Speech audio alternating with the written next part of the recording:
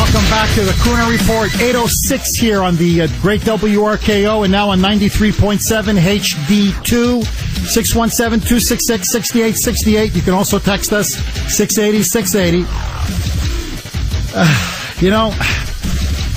Honestly, when it comes to Chief Spreading Bull, Elizabeth Warren, Granny Warren, nothing ever surprises me. So, here is now the latest. And before I even get into this, I just want to ask all of you this question. Conservatives, liberals, Republicans, Democrats, independents, it really doesn't matter. Okay? Everybody on Kuhner country, everybody in Boston, Massachusetts, everybody listening across the country. I mean, just generally, if you were to rate the state of America right now, would you say that we're so wealthy, that the economy is booming, that there's jobs for everybody everywhere? Our budgets are balanced. In fact, we're running surpluses. Our enemies are in mortal fear of us. My God, Al-Qaeda's finished. It's finished.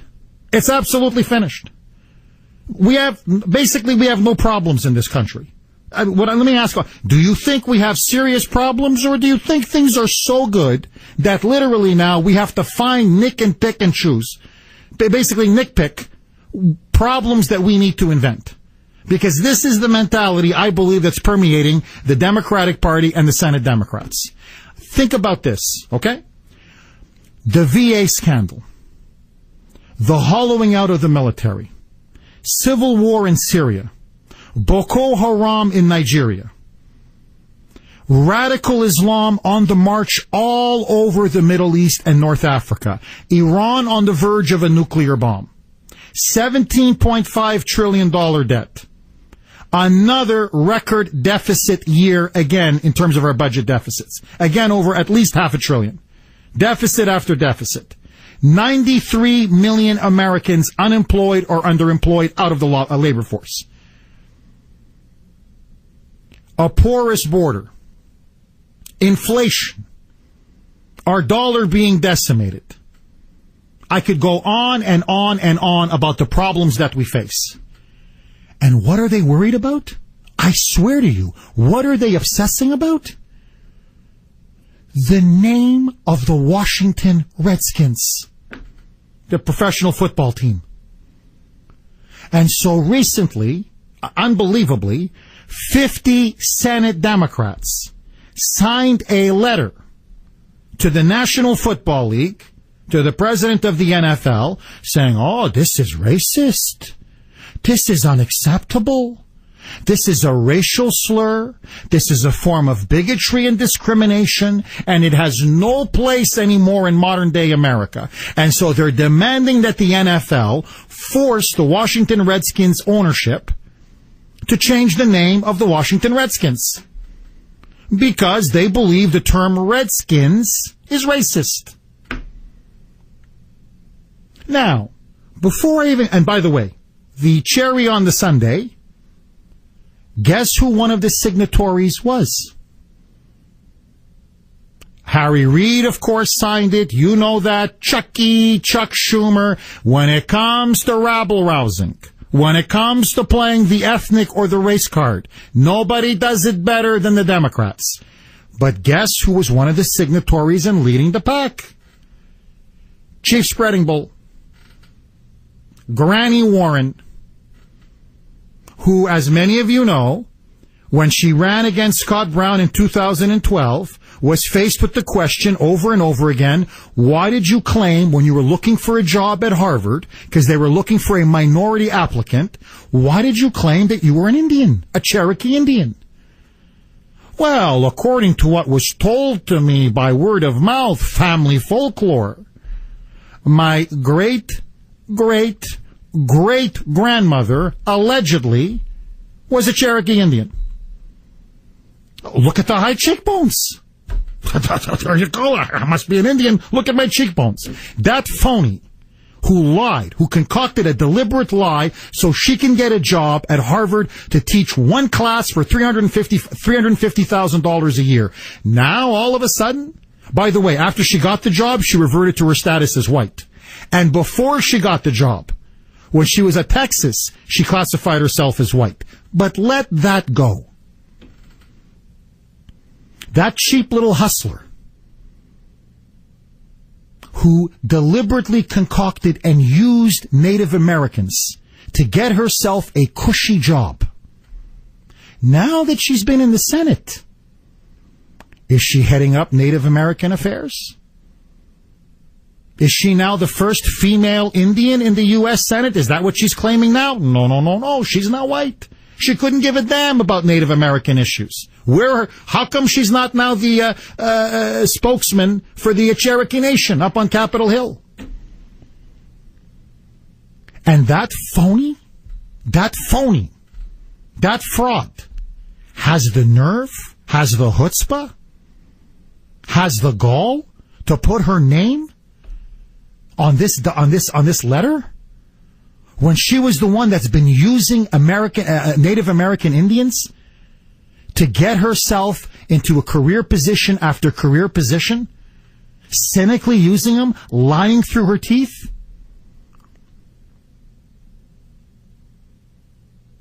Hey, let's call them the Washington Warrens.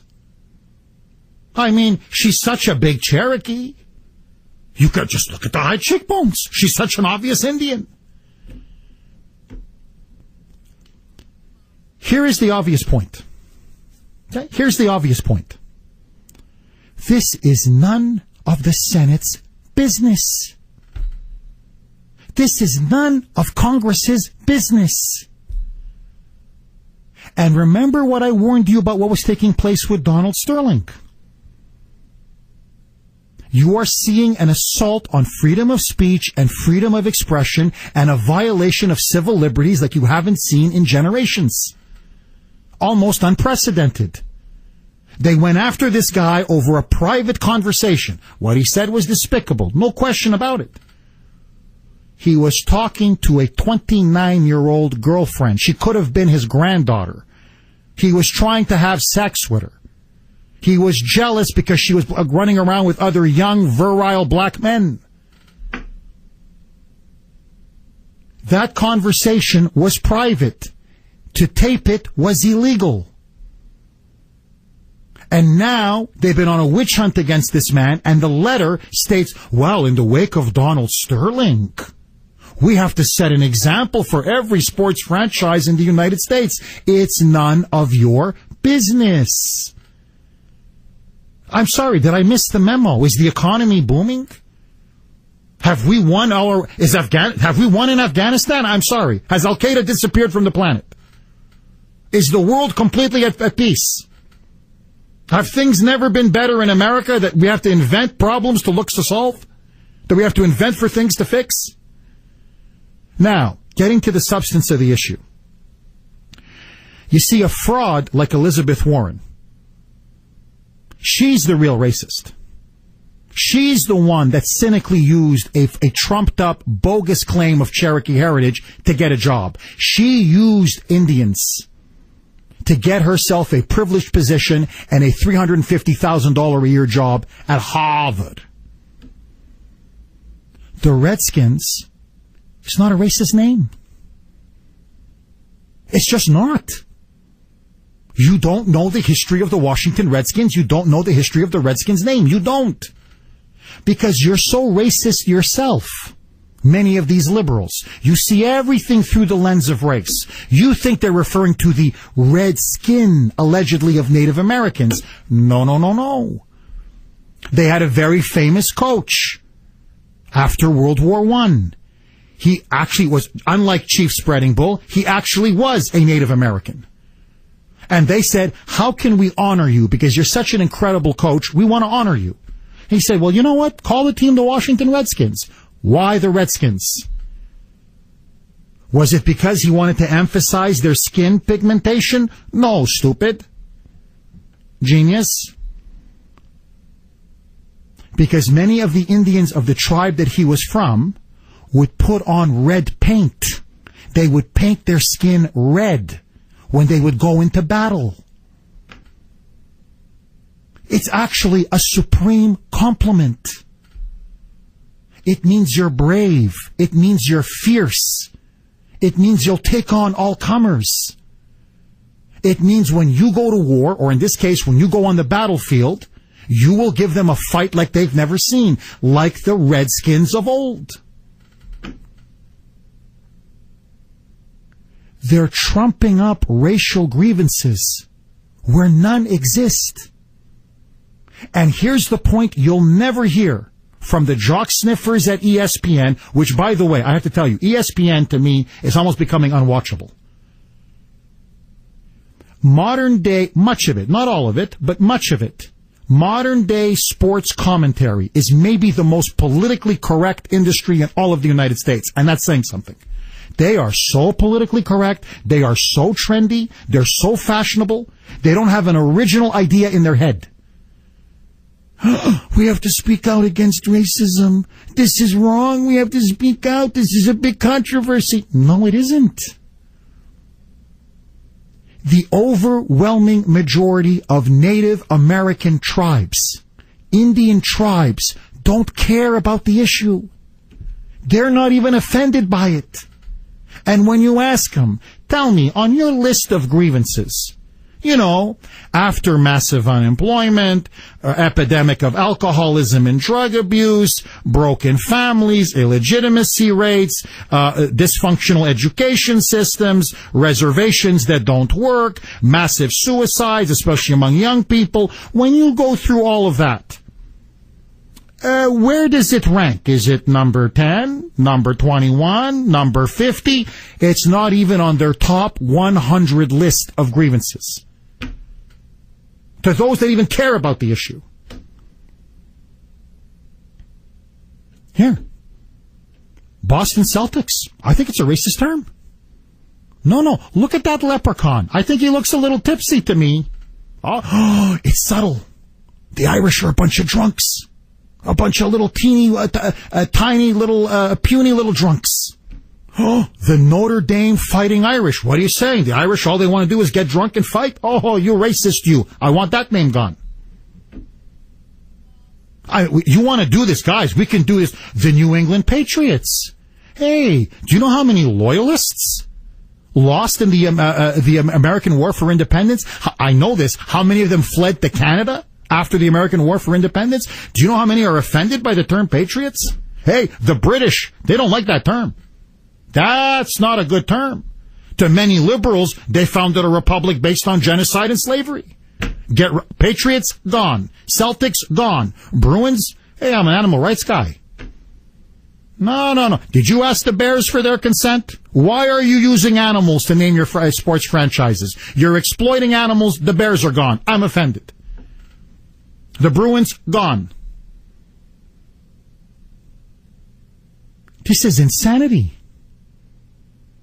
And the one person who should not be opening her mouth at all is Chief Spreading Bull. So, let me ask the chief this. Put your money where your mouth is. Why don't you now become the head of the Native American caucus on Indian affairs? How come suddenly now you're listing yourself as white? I mean, I don't get it. For all these years when you were at Harvard, when it served your personal self-interest, then you were a big Cherokee Delaware Indian. Oh, then I could see you with the peace pipe. There you were with your little outfit doing a dance around the fire. Now all of a sudden, what happened to the high cheekbones, Chief?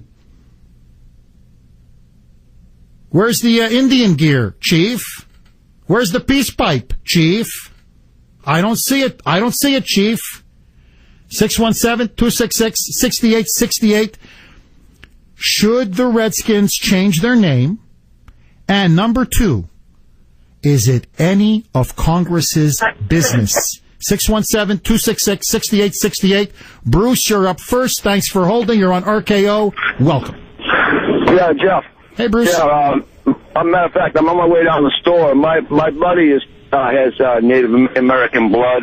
I have Native American blood, and I know Chief Spreading Bull.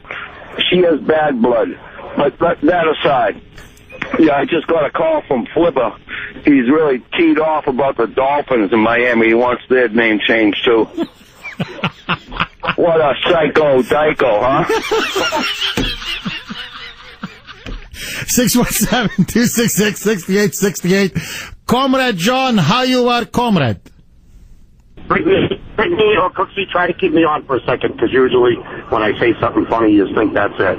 But, maybe the Rams are going to have to change the name of their team, because that has connotation since they got their new player. Jeff, I hope you can put in the Indians' plight in the speech Saturday, because that's what happens when government controls your life. It ends up a mess, okay? And that is it. That's the bottom line right there. It's a perfect example, you know what I mean? Well, I mean, look, now they're controlling the names of sports teams. Or they want to, anyway.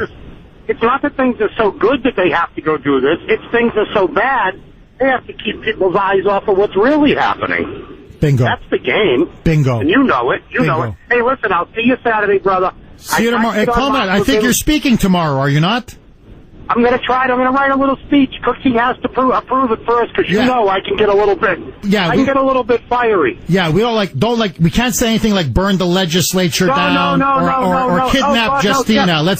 Jeff. I'm opposed to giving them what they want. What they want is violence, because then they can quell the uprising, and that's the final nail in the coffin. No. We go about this in the Martin Luther King way, brother. Comrade, I look forward to seeing you tomorrow. I look forward to hearing your speech. Comrade, can you be there at 1 o'clock? I'm going to meet Cooksey at 1 o'clock on the State House. I'll be the one carrying the Gaston flag, Jeff. Okay. God bless you, my buddy. See you tomorrow. God bless you. Take care, man. 617-266-6868. Brittany, I gotta go for a quick break. Is the Redskins a racist term? Should the Redskins change their name? And is it the role of Congress and the federal government to force the NFL to do so? I say niet. What do you say, Boston? All of your calls next. Welcome back to the Kuhner Report, 826 here on the great WRKO. The text line is melting, absolutely melting. This is from 978. Jeff, isn't Canuck offensive? Well, sure. You know, you have the Vancouver Canucks, the NHL, the Blackhawks. They got to go. Blackhawks have got to go. The Cleveland Indians. And notice they even have that kind of funny face, like he's kind of smiling, like a happy Indian. The Vikings. Hey, listen, now you're talking. Even the Dolphins. I agree with you. I mean, did anybody ask the Dolphins? But you look. Yeah, did anybody ask Flipper? Poor Flipper. There's Flipper doing his thing on the TV show. And the Padres, the San Diego Padres, that's the meaning to the Catholic Church. The Buccaneers, Pirates. I know a lot of good Pirates. They're not all bad people. 617-266-6868 is the number. This is from 978. These are acts of desperation by a derelict Democrat Senate. Yes. The Atlanta Braves from 508. I mean, hey guys, since we're starting to change names. And then the thing is, what do you change them to? What's inoffensive today? Literally, what would you call it? Yeah, they got it. I guess colors. That's the only thing. Yeah, the Washington Browns. Well, yeah, the Cleveland Browns. The Washington Blacks. But that may be offensive. You see blacks, that could have a racial connotation there. Racial connotation. Maybe the Washington Greens. Even Reds would be dangerous after the Redskins. You know, the Washington Pink. But even then, pink, you know what I'm saying? Pink, it has some connotations. Politically, sexually, you know what I'm saying? We're trending on very dangerous ground here. Yeah, maybe that. I like that, Brittany. Team A versus Team B. The Washington A's versus the New England B's. And the Philadelphia C's. I mean, literally, this is what political correctness is doing to this country. We're becoming a giant lunatic asylum. Dave, you're up next. Thanks for holding. You're on the Kuhner Report. Go. I'm honored, Jeff. Listen, it's the government taking the place of God as our new conscience. We have the Senate thinking they're the new Sanhedrin, asking us all to bow down to Harry, Barry, and Scary, the unholy trinity. That's what we got going on here. Thank you for that call, Dave. Natalie, you're up next. Thanks for holding. You're on RKO. Welcome. Hey, Jeff, I'm looking forward to seeing everybody at the rally tomorrow. I will be there. I'll be coming in from central Massachusetts. I work on a farm, and May is high time to be out working, but like our forefathers did at Lexington and Concord, we put the plow aside and we answered the call. So I'm urging everybody to get into the rally at the State House tomorrow at 2 p.m. That being said, I think that they ought to change the name of the Washington Redskins. I've been lobbying for them to just rearrange the letters and call them appropriately the Washington Red Inks. And the logo could be a red arrow skyrocketing like Michael Mann's hockey stick.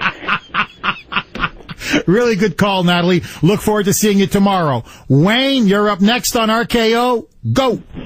Hey, Jeff. Thanks for everything you're doing. I wanted to talk to you about Charlie Baker and the Pelletier case, but sure. Related to sheep spreading bull, I think you're onto something there related to the Patriots, because we all know that even the IRS has singled out anything with the word patriot in it and deserving of being squashed like a bug. So we could be in trouble here in New England. That man could be next, my friends. Today, the Redskins. Tomorrow, the Patriots. The day after, the Celtics. 617-266-6868. Coming up next, outrageous story about the 9/11 Memorial Museum. Talk about crass commercialism gone wild. Don't touch that dial. Welcome back to the Kuhner Report, 8:36 here on the great WRKO. 617-266-6868 is the number. We're now joined by Representative Jim Lyons, one of the good guys up on Beacon Hill. He has been fighting to free Justina Pelletier from the clutches of DCF. He will be joining us tomorrow to speak at the rally at the steps of the State House. Representative Lyons, Jim, thank you so much for coming on the Kuhner Report and for agreeing to speak tomorrow. No, thank you, and thanks for doing this, Jeff. This is as you know, a very important day. I mean, Governor Patrick, I don't know what is taking this guy so long to release Justina and to let her speak. But hopefully people will recognize that this governor has the ability and can release this child back to her parents. He doesn't need to wait for this judge. He can move forward on his own, and hopefully we can have people out there tomorrow, and hopefully he'll be paying attention. Representative Lyons, you've been on top of this, you and your colleague Mark Lombardo. I have to hat tip to both of you. You have been on top of this almost from day one. You have been spearheading legislation up on Beacon Hill. I'm hearing from a lot of people that apparently the governor cannot do anything. Health and Human Services Secretary John Polanowitz can't do anything, that no administrative order can free Justina Pelletier until the courts say so. Is that true? Is it all up to a federal judge? Well, first of all, he's had plenty of opportunities. The governor has had plenty of opportunities to join in an agreed-upon motion to give Justina back. The court system is set up to bring people together, and Governor Patrick is using the court system as an excuse for not taking action. So I do not buy this nonsense that the governor continues to push forward, that he can do nothing. He's the governor of the Commonwealth. He has the authority and the ability to take care of this situation today. He refuses to do it. This is up to the governor, and he is the one that is holding back Justina Pelletier from being reunited with her family. And to hide behind this lame argument that he can take no action. Look, the mayor of Somerville decides he's not going to follow federal law, and the governor of the Commonwealth cannot decide to move forward and get Justina back. It's simply untrue. All they have to do is agree. DCF has a motion being filed, which would reunite this family immediately could be filed within days, and they could have this child home. We are talking with State Representative Jim Lyons. He has been one of the leaders on the Justina Pelletier case to free Justina. He will be speaking at the rally tomorrow, beginning at 2 p.m. at the steps of the State House tomorrow between 2 and 4, a rally being sponsored by the Kuhner Report. Representative Lyons,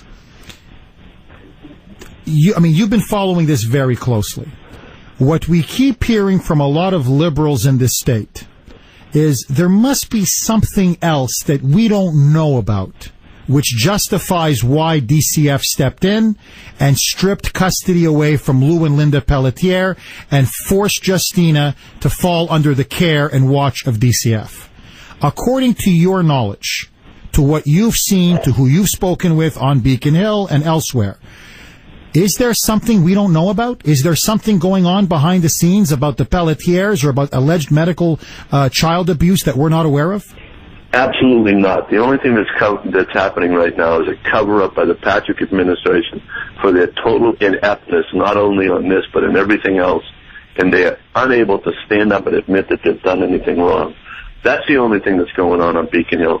I have met with members of the Patrick administration, and I asked the question, point blank, please provide me with any evidence prior to February of 2013 that supports the argument that the Pelletier parents in any way neglected their child. There is none. They have none. The fact of the matter is DCF rushed to judgment, got caught in a mistake, and does not have the humility to admit that they did something wrong. And that's the problem with this administration. And that's Governor Patrick. For him to step up and show some leadership and courage would be an admission on his part that he did something wrong. When was the last time you saw Governor Patrick admit that he did anything wrong? So no, there is absolutely no evidence. This is a major blunder by an administration overrun with blunders. Representative Lyons, we had Charlie Baker on Wednesday, Republican candidate for governor. And I asked him point blank, I said, what would you do if you were Governor Baker regarding the Justina Pelletier case? And Charlie insisted to me, he was adamant on this point, that he would let the legal process take its course, that the governor has no authority, no power, nor does HHS to intervene. It's now in the courts. He will not step in and violate the legal order in the state of Massachusetts. Is Charlie wrong? Absolutely wrong. Why do you think he just doesn't, he hasn't followed it closely enough, or? I don't know what his position is, but there's an ongoing court case that attorneys for Justina Pelletier and attorneys for Lou and Linda Pelletier had filed a motion to reunite the family in Connecticut. DCF objected. When I asked members of the DCF administration, DCF staff, why they objected, they had absolutely no idea that the motion had even been filed. That's a kind of lack of communication among people within an organization. DCF could now simply agree to this motion to reunite the family and file it next week. The governor could step in and take care of it tomorrow. Representative Lyons, sorry, I don't mean to cut you off, but this to me is, wow. This to me is incredible. So hold on, you mean to tell me that you spoke with leading members of the DCF administration, the agency, and they weren't even aware? On April the 2nd, I spoke with them. On April the 2nd, and they were not even aware of what was going on with the Justina Pelletier case? It was incredible. I asked the question, why did DCF object to the agreed-upon motion that was filed on March the 17th and ruled upon by Johnson on March the 25th? Why did you object to the reunification plan agreed to by Justina's court-appointed attorney, Nancy Hathaway, and the Pelletiers? a representative in DCF said that never occurred.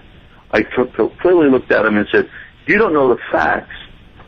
And the administrator, I met with Polanowitz at that time. It was John Polanowitz, and he looked over, and it was clear that they had absolutely no idea that motion was filed, and were unable to give me a reason that they didn't join that reunification plan. And that afternoon, Lou and Linda Pelletier, April the 2nd, almost 2 months ago, sent them the agreed upon language that was filed in the court. And today, we still do not have a planned reunification with times and deadlines for the Pelletiers to go back, to have their child back with them. And I asked them back then, what is the plan that you have in place? They didn't have it then, and they don't have it now. It is totally unfair to the Pelletiers not to have a plan with set deadlines where their child can get back and be reunited with them. It's an outrage that continues on a daily basis in Massachusetts because Governor Patrick does not have the humility to admit to an error. This is an outrage. These people followed the advice of their doctors, and this state took their child away.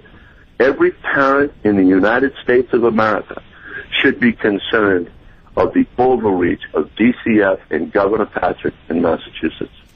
We have been talking with State Representative Jim Lyons. He will be speaking at the rally tomorrow beginning at 2 p.m. on the steps of the State House to free Justina Pelletier. Representative Lyons, thank you for your great work, sir, and I look forward to seeing you tomorrow. Thank you very much. God bless you. 617-266-6868 is the number. Joining us now, as always takes place, 8:45 here on the Kuhner Report, is CNBC host, nationally syndicated columnist, and of course you can hear his radio program every Saturday evening here on AM 680 WRKO, none other than Larry Kudlow, brought to us by South Shore Bank. Larry, how are you, my friend? Good. Did you say I was age 45? No, I said 8:45. You can hear you. Oh, I'm sorry. Larry comes on the program every Friday at 8:45. Okay, no, Larry, not if you were 45, I'd say Larry. How are you, Jeff? Good. Hey, Larry, I listen, you've been dynamite on the VA. Apparently, so you've recently been doing the rounds on your blog, Kutlow's Corner. Yep. You have now said that you essentially you say the VA scandal shows the perils of socialized medicine. Larry, why? Well, look, this is an example of a completely government-run, state-run healthcare system. This is something that, left liberals like Paul Krugman have touted for years as the model for our overall healthcare system. And he's always been saying, gee whiz, look how great it is, the VA, and this is exactly the kind of nirvana we should attempt regarding overall health care and any reforms and so forth. Let the state run it. Let the government run it. It works. It works beautifully. Well, it turns out it doesn't work very well. And what we're seeing is the typical rationing and price controls and bureaucratic inefficiencies that always accompany state-run systems. So I call it a little corner of socialism. That's basically what it is. And it's turned out to be a bloody disaster. Larry, do you agree with people like Rush and myself who say in many ways what you're seeing now, the alleged 40 deaths in Phoenix tied to the long waiting lists, that this is, in a sense, the death panels we may be seeing with Obamacare, where through rationing people don't get the care that they need, and God forbid people start dying? Well, look, I think, it's not exactly the same as Obamacare. But if you're talking about delays, if you're talking about, not getting in to see your doctor, if you're talking about delays in insurance coverage, there are similarities. There are differences, but there are similarities. And let's face it, Obamacare was a major step in the direction of single-payer, so-called single-payer government health care. So I don't think it's exactly the same. We haven't had any of those kinds of reports yet. from Obamacare insurance-related patients. But we may, because after all, when you look at Europe and you look at Canada, that basically have state-run systems, don't we see the same ideas? Don't we see the long lines? Don't we see the failure to get in to see doctors? Don't we see the fatalities for people who, needed medical help and couldn't get it? So this is exactly consistent with those European government-controlled models. Whether Obamacare turns out that way, it might. I mean, you've got a board stuck in HHS that's going to ration, it's going to allocate, it's going to set prices, it's going to tell you what you can and cannot do. So, yeah, I think it's a huge threat. Larry, a lot of people surrounding the president and defenders of the president are saying it's a money problem. That the problem is the VA just hasn't had the kind of financial resources and government spending, the expenditures that it needs to do the job. You agree, disagree? I think it's hogwash. When you look at the facts, and by the way, hat tip to John Merline of Investors Business Daily, whose front page story yesterday on the VA health spending completely rebuts this idea that Senator Rockefeller and others have said the main cause of the delays is money. Okay, so he's saying if the VA doesn't have enough doctors to see the patients, then these problems are a result of lack of funding. So it turns out, though, when Merline went in and did the numbers, that the VA has its budget has been exploding. Okay, he goes from, let's see, year 2000 to 2013. The VA budget has been exploding, even as the number of veterans has actually declining. So outlays tripled for the VA, while the population of veterans dropped by 4.3 million during that roughly 10-year period. And in fact, Medicaid spending, which contributes about 40% of the VA's budget, has climbed 193% over those years, while the number of patients served by the VA went up only 68%. So you can't make this money sense. They've had the money. The problem is the bureaucratic procedures. The problem is they are inside this are management inefficiencies, but that's what you get when you have socialized health care. You can't possibly keep track of everybody. There's no private competition. There's no separate doctors. It's all of a piece is what I'm saying, and I don't care how much money you throw into that. Look, we already spend in this country a huge amount of money on health care, as you know. And that includes Medicare, and that includes Medicaid, and that includes the VA. We spent a huge amount of money, and we're not getting the results that we want. Obamacare is going to wind up being the same thing. I mean, some estimates by Paul Ryan and others run up to $2.5 trillion over 10 years for Obamacare. But do we think without any private competition, which would lower costs and improve efficiency, we think that's going to solve the problem? No. This is not a money problem. This is a government-run problem. Larry, before I let you go, let me ask you one final question. President Obama delivered a press conference to address the problems at the VA. How do you think he did? He says he wants to get to the bottom of it. He says he wants to hold people accountable. Is this scandal ultimately, should it be laid at his feet? Well, ultimately, yes, it has to be laid at his feet. I mean, ironically, this was supposedly an issue that he cared a lot about and had been talking about for many years. But like a lot of things, he never got anything done. And so on his watch, this situation has deteriorated markedly. So we have had a number of reported deaths. We don't know, by the way, that number may be higher than we think. And he put in General Shinseki, who was a good military man, but the fact is he couldn't handle the job, and Obama was not on top of the job. I guess there are too many other things in the way. So, yeah, this is going to be placed at Obama's feet. I also think it's going to be an election year issue. I mean, look, these are veterans who served America. All right, we cherish their service, and we cherish their fighting for our own freedom.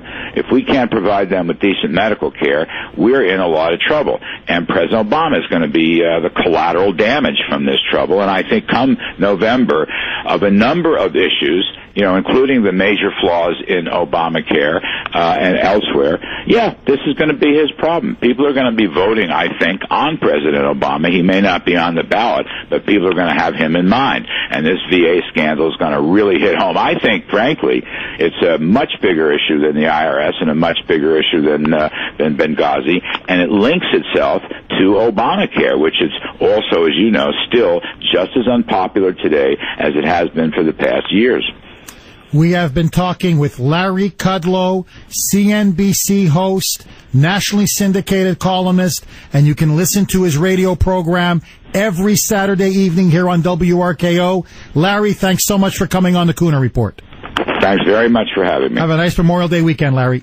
AM 680, WRKO, Boston's talk station. Welcome back to the Kuhner Report, 9:06 here on the great WRKO, and now on 93.7 HD2. Open Lines Friday, 617-266-6868 is the number. Anything you want to talk about, my friends, I kick the show over to you, Kuhner Country. Just two quick pieces of business before I open up the phone lines. Here is an email that I got from a listener, and he posted it, or I guess he or she, I don't know, but somebody, it was a he, yeah, right, obviously. This person posted it on Facebook. And apparently it's a true story. So you want to see the future of Obamacare? You want to see the impact that we're having here on WRKO? How we're driving libs absolutely apoplectic? Listen to this. Title, Jeff should get a kick out of this. I did. Sam, I did. Believe me, this was hilarious. So here's what Sam wrote. Quote, so I got a physical yesterday. Talked about the usual. My shoulder, anxiety, etc. Just as a quick pause. Sam, I swear the same thing with me. I go for a physical. It's not my shoulder, it's my back. My back, anxiety, the same problems. Anyway, but let that go. Talked about the usual. My shoulder, anxiety, etc. I said everything is better than last year, etc. Then I got the Obamacare questions. He puts in parentheses, I assume. Like, what are my health goals for next year? Parentheses, choices, stop smoking, stop drinking, lose weight, etc., pick one. I'm like, can I say none? Okay, oh sure. Next, what are you doing for birth control? So you ask a man. You ask a man, what are you doing for birth control? What are you doing for birth control? I had a vasectomy, and my wife is 50 and premenopausal. I say, are these Obamacare questions like I hear people talk about on the radio? That leads to the doc saying, and I quote, I cannot think of anything, in caps, more dangerous than a stay-at-home white guy listening to WRKO all day, end quote. Yep. I'm an extremist and probably getting audited soon for listening to Jeff Kuhner. Sam, welcome to my world. That's the kind of stuff I get all the time.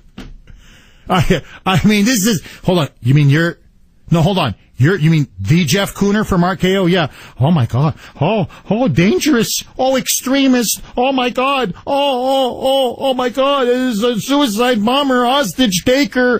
You mean you disagree with the dear leader? Oh my God. Oh my God. Just if I'm seen with you, I may get audited. Relax. Being audited is not the end of the world. Relax. It's okay. It's not the Soviet Union, at least not yet. So, I mean, look, think about this. This guy's, I figure he's got to be at least, 50 or something. What are you doing for birth control? It's none of your business. No, really, honestly, I'm sorry. I know there were kids that listen to the show. It's a family show, but I swear, what's next? What's your, between us, for the survey, what's your favorite, with you and your wife, what's your favorite position? How long? Is she satisfied? Is she not satisfied? Are you satisfied? Are you not satisfied? Buddy, get lost. If I want to talk to you about birth control, I'll talk to you about birth control. Now, second line of business, before I open it up to the phone lines. I meant to get to this story last hour. I didn't. This is Memorial Day weekend, and all of you should be aware of this. This story first broke in the New York Post. They titled it Little Shop of Horrors. It got picked up by the Washington Post and papers all across the country. A lot of the families of the 9/11 victims, and to me, rightly, are absolutely infuriated by what they call, quote, the crass commercialism, unquote, of the 9/11 Memorial Museum. Now, remember, this museum recently opened to huge fanfare. The museum is there to commemorate and honor those that died on that fateful day, September 11, 2001, nearly 3,000 Americans. The museum also holds, it's not just educational, it also holds the unidentified remains, literally the remains, of some of the victims of the 9/11 terrorist attacks. It is sacred ground. It's at ground zero. It is, to me, a sacred site. What are the parents upset about? Many of you may be saying, Jeff, I thought the museum was a good thing. It is, don't get me wrong. What they're upset about, and they're right to be upset about, is right there in, along with the memorial, along with the museum, is a lavish gift shop. They're pimping out, they're selling items right there at the site of ground zero, where some of the victims' unidentified remains, their ashes, are in the museum. And you may say, well, Jeff, are they selling books? Like at Pearl Harbor Museum or the Holocaust Memorial to educate people about what happened? And yet, my friends, oh no. They are selling some books, don't get me wrong, but they're selling everything. Mugs, t-shirts, scarves, souvenirs, bracelets, keychains, necklaces, hoodies, caps, you name it, they'll sell it. That doesn't matter. The burning Twin Towers, it doesn't matter. You want a little keychain with the burning Twin Towers? No problem. You want it, we'll sell it. According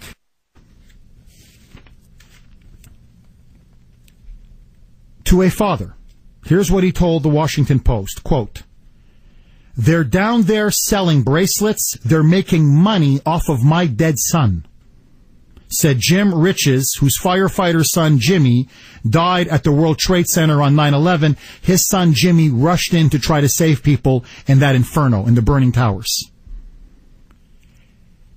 And they're pimping out bracelets and keychains and mugs and baseball caps.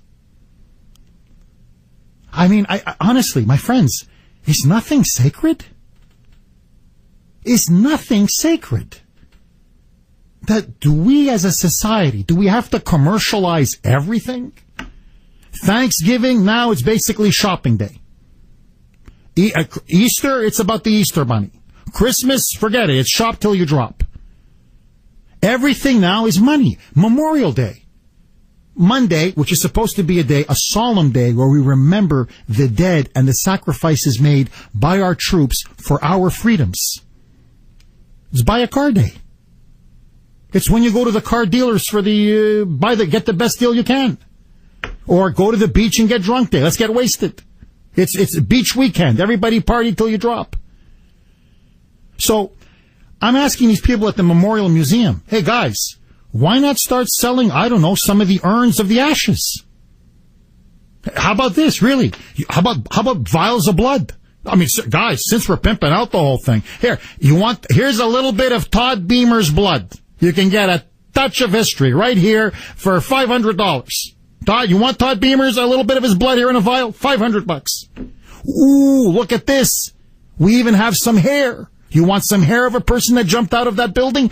That's $250. You can frame that on a wall.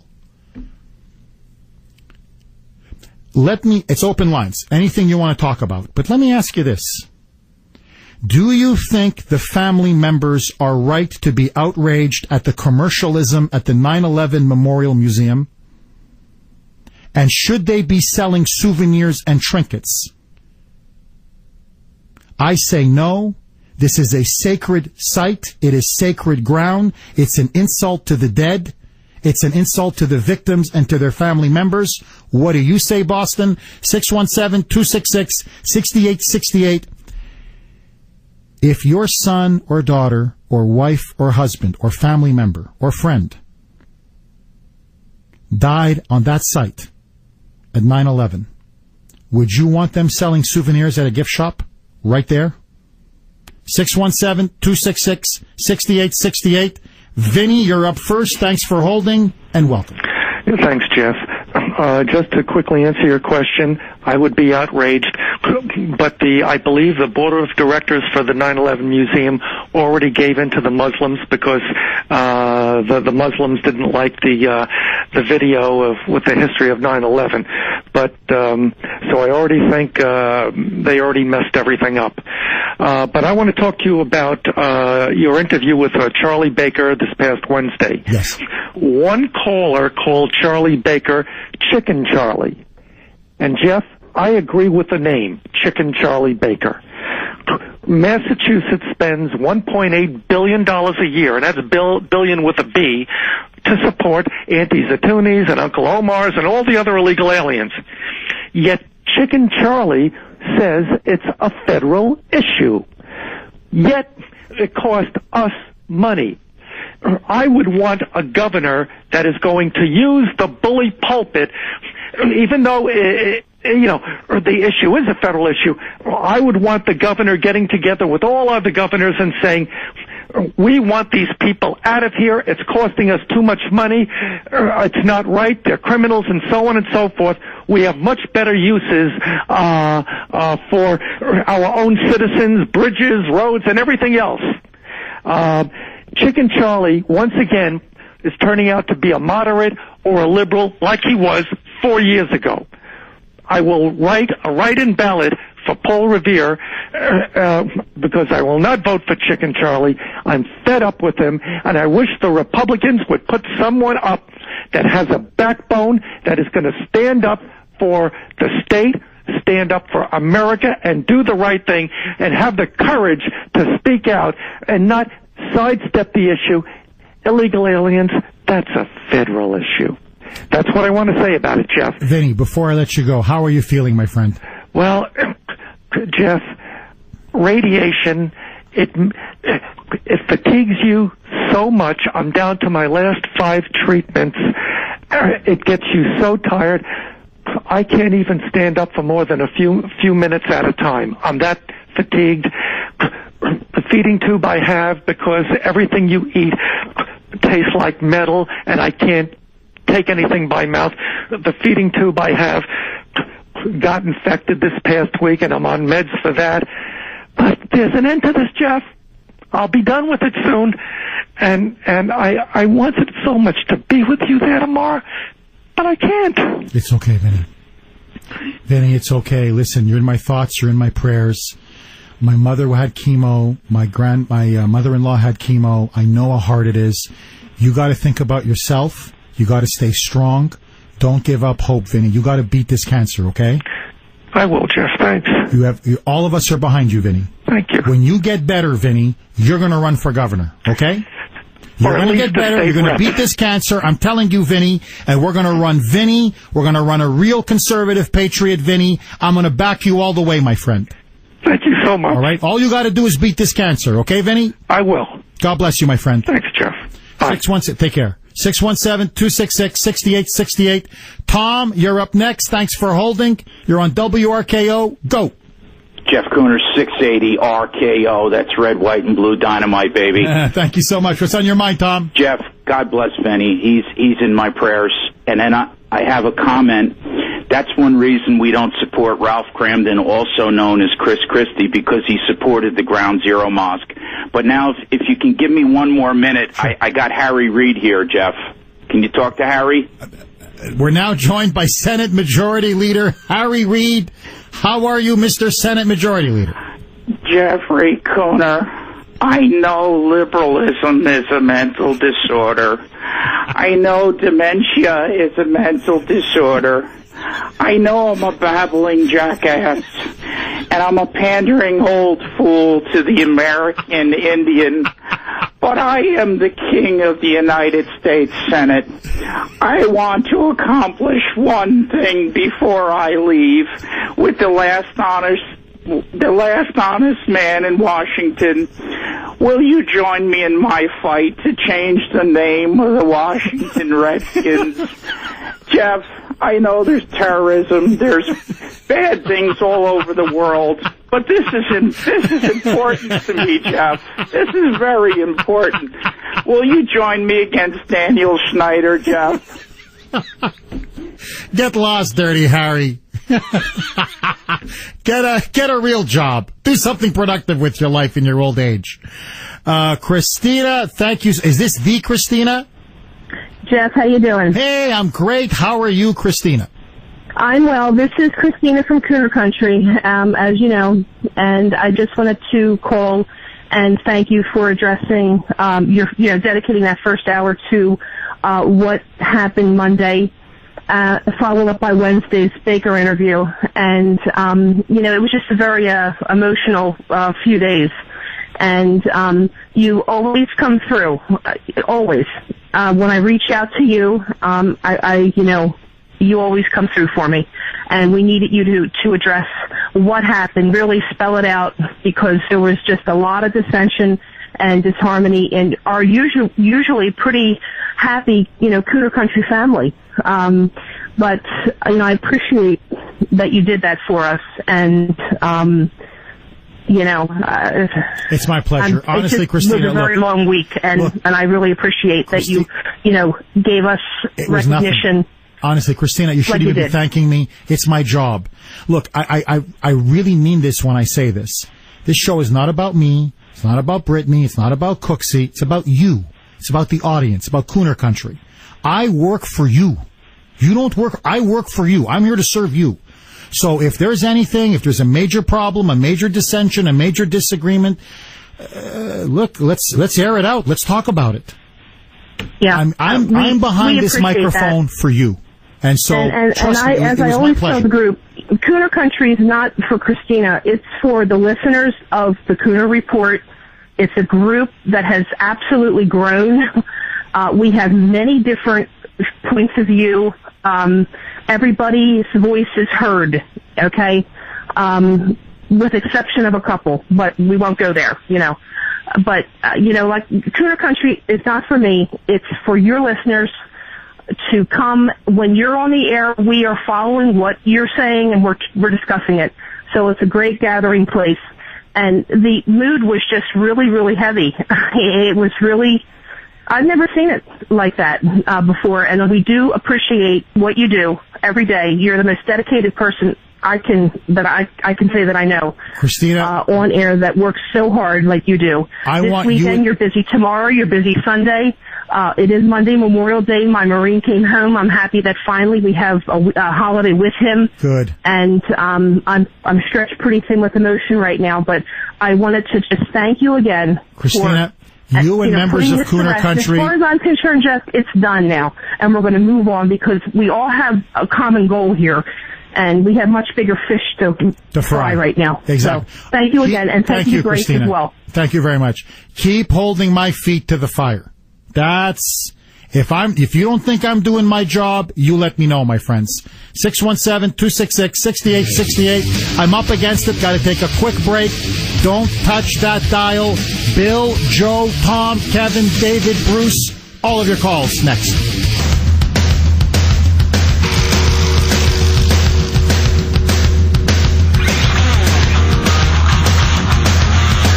Welcome back to the Kuhner Report, 927 here on the great WRKO. Open Lines Friday, 617-266-6868. This goes out to Vinny and to everybody in the listening audience. Vinny, I want you to listen very carefully. Not if, when you beat cancer, when you win your battle with cancer, you have my word of honor. It's a pledge right here on the air. We are going to have a major party thrown for you, my friend, and it's going to be by me, and it's going to be by Kuhner Country. So you hang tough, my friend. You go through those 5 rounds of chemo. You don't give up. You beat that cancer. You win. Jeff Kuhner and Kuhner Country are going to throw you one hell of a get-well party. So all you got to do now, Vinny, is just focus on beating the cancer. 617-266-6868 is the number. Bill, you have been patiently holding. Thank you and welcome. Yeah. Thanks for taking my call, Jeff. Go ahead, Bill. Jeff, I want to give you a little credit. At least sometimes you try to show the other side of the argument, like you did with Holy Roberchild and this guy, Jim Lyons. Is his name Jim Lyons, is it? Yes, Jim Lyons. Okay, I'll give you credit for that. You try to show both sides of the story, which I commend you for, okay? Now, this thing that you're having tomorrow on the state steps, I mean, are you coming, Bill? Are you going to be there? Do you know this Palatino lady, girl? It's Pelletier. It's not Pelletino. It's Pelletier. Do you know her personally? Have I met her? No. I mean, it seems to me like it's not for Miss Pelletier. It's for against the governor of Massachusetts. I mean, like this Jim Lyons, he was set on saying that it's all Deval Patrick's fault. It is. It is? I mean, he could free her. I mean, ultimately, Boston Children's Hospital and DCF are to blame, Bill. But he could release her. He doesn't want to release her.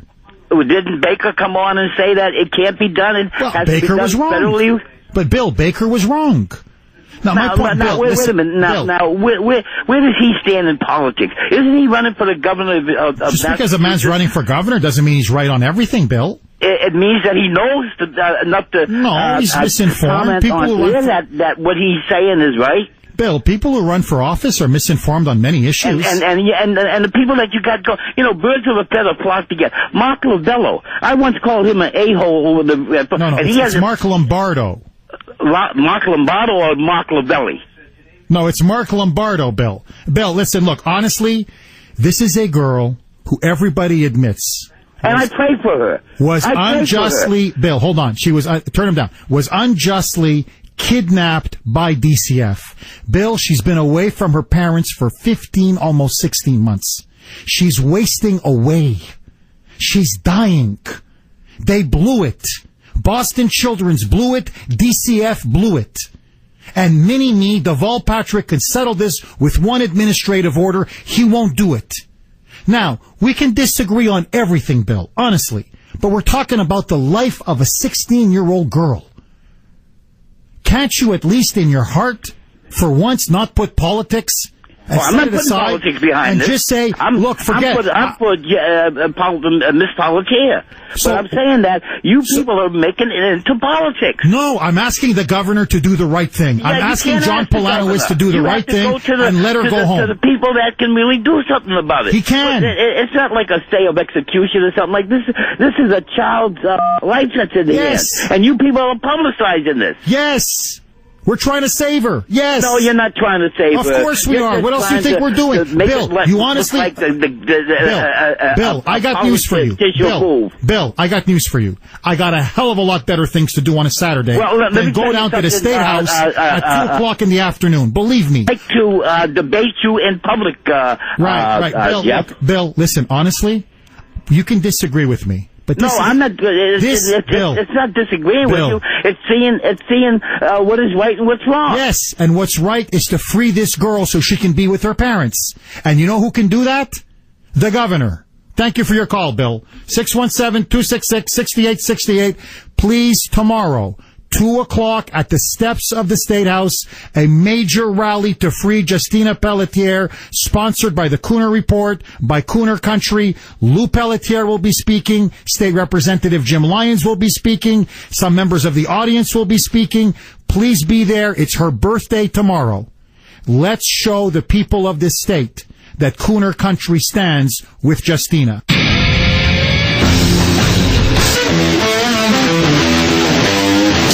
Welcome back to the Kuhner Report, 9:39 here on the great WRKO, 617-266-6868. Open lines Friday.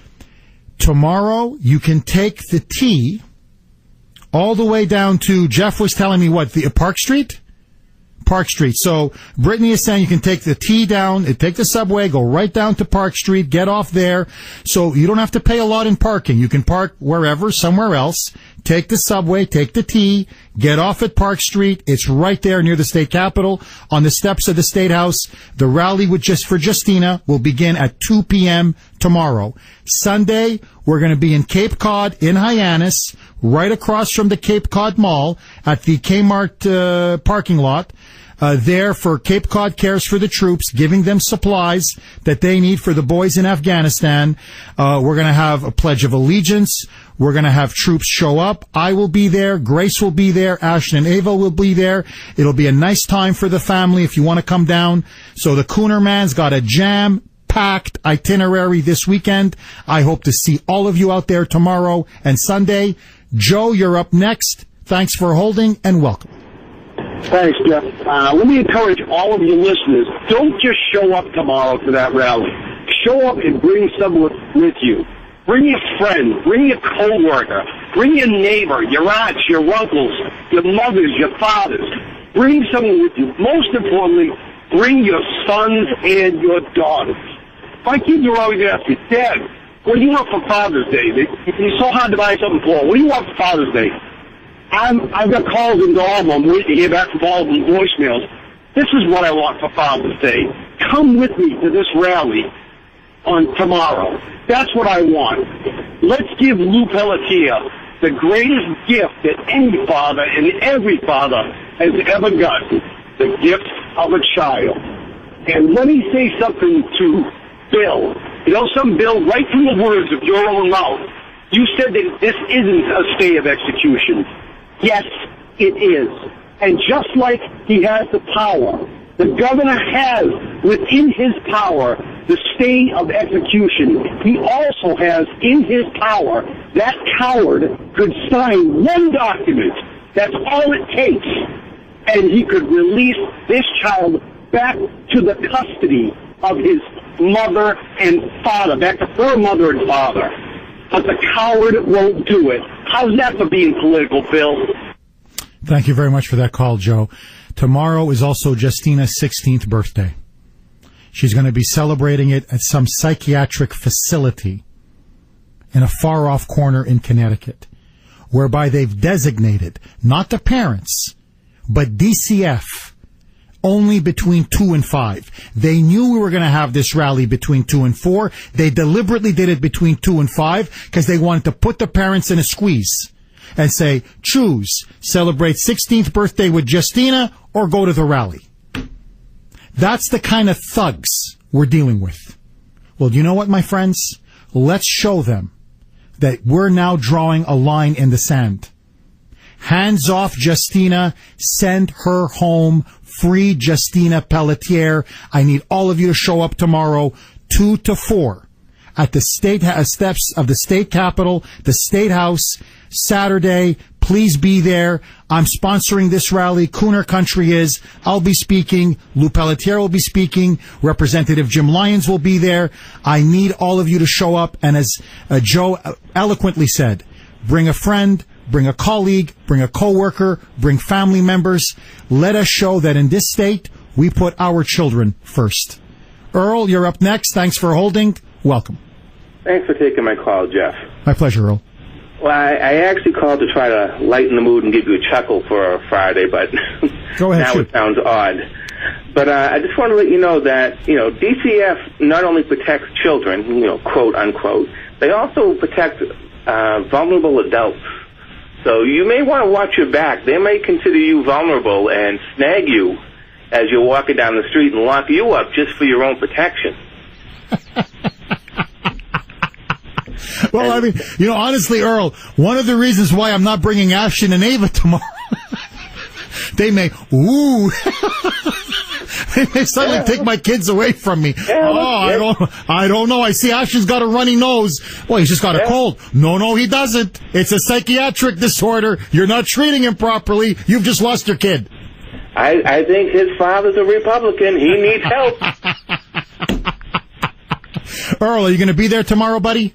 I'm hoping to be.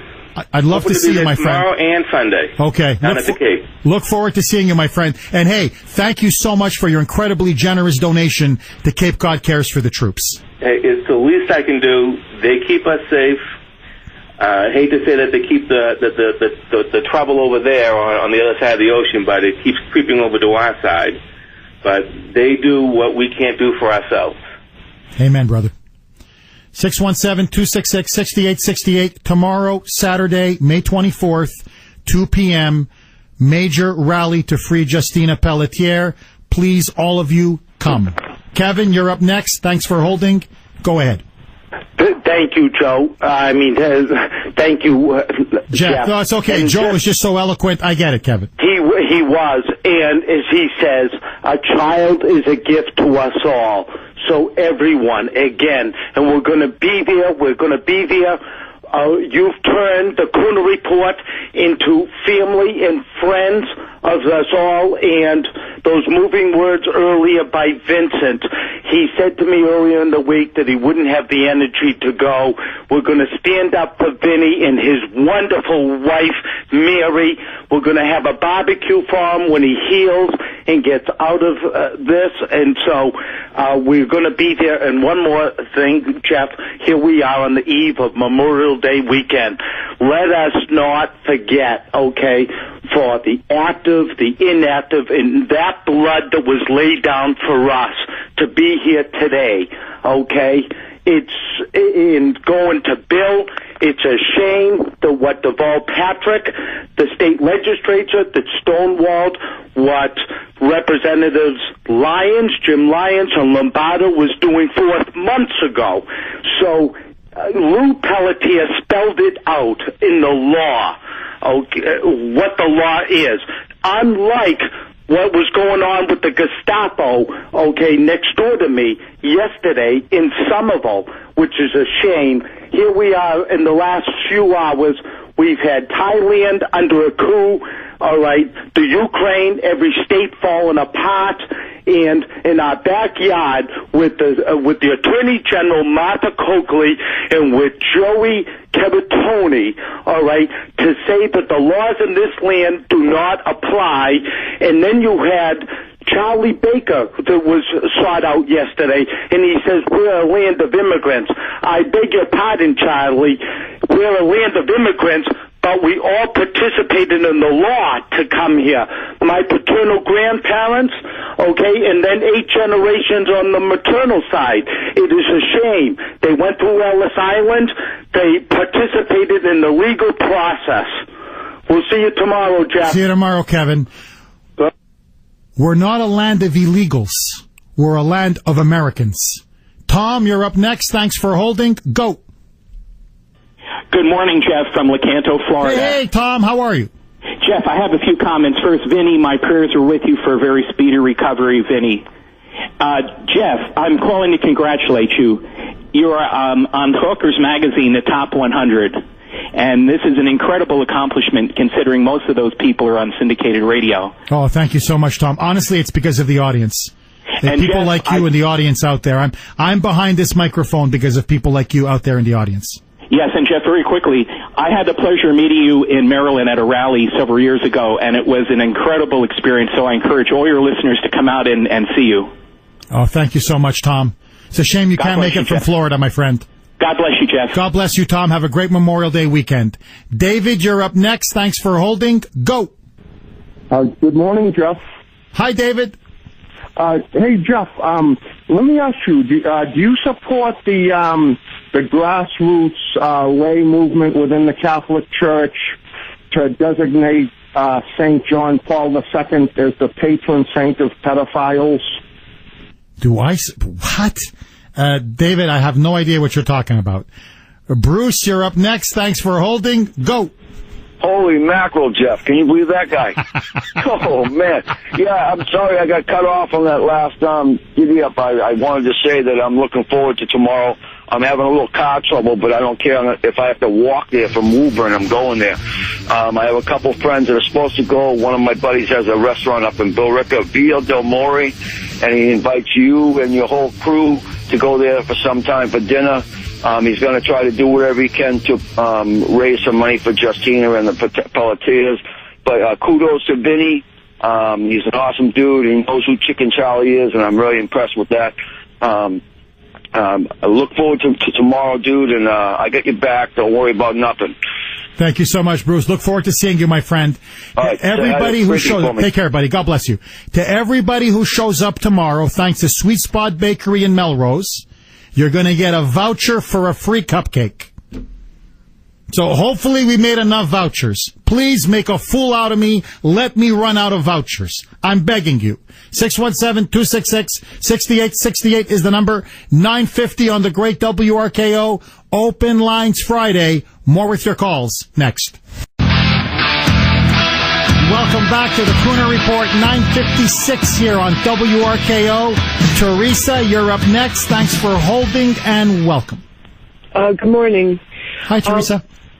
I very much appreciate your rallying people to do this tomorrow. I just recently found out in the last year that over 10 years ago, I had charges filed that went through on me while I was living in another state. And I recently came across a letter with the names. I don't know what the charges were. I cannot find out. I have called to try to contact them, and I have been run around in circles. This isn't new, what they've been doing. But this is typical of bullies, that the more power they have and the more they get away with, the bolder they get. And they've gotten very bold with this young lady and her family. But this is nothing new, getting bullied and pushed around by these agencies. I happen to be on my own with children, so that makes me more vulnerable. I also was wondering if you could look into and figure out who the liberal lawyers behind this, because that's where the power is drawn from, and it's probably why the governor will not sign off on something. It's merely conjecture, but I am fully aware of the lawyers down there, and they will not take on these agencies. They will not take on other bad lawyers. Teresa, you hit the nail on the head. It's a liberal cabal. It's a criminal gang. And they're a bunch of bullies. And tomorrow, let's teach the bully a lesson. Once and for all, let's stand up to the bully. Last call. Grace, you're up next. You're on the Kuhner Report. Welcome. Hello, Jeff. What a pleasure to be on the air talking to your wonderful audience. Sweetie, is that you? Yes, You're is my me. Grace. I'm your Grace. Whoa, sweetheart. This is my wife, Grace. Sweetheart. How are you, baby? I'm doing great. Listen, Jeff, I'm calling to make a heartfelt plea to every single member of Kuhner Country to come out tomorrow. There is no greater blessing on this earth than to be a parent. And there is no greater tragedy than a bureaucracy taking away the right of a parent to be with their child. This is not an issue of right or left or center. This is a human issue. This is an issue that affects all of us. And if we can't stand with the Pelletiers, then with whom can we stand? If this is not an issue that moves us, then what moves us? This is a time for the entire state to come together and to say, we love our children dearly and deeply, and no power on earth except God himself has the right to sever. Baby, I gotta go. I love you. Great. I could have said it better. See you tomorrow. Bye. News at the top and bottom. Talk in between. Wow, that's an interesting new take on this. This is AM 680 WRKO, Boston.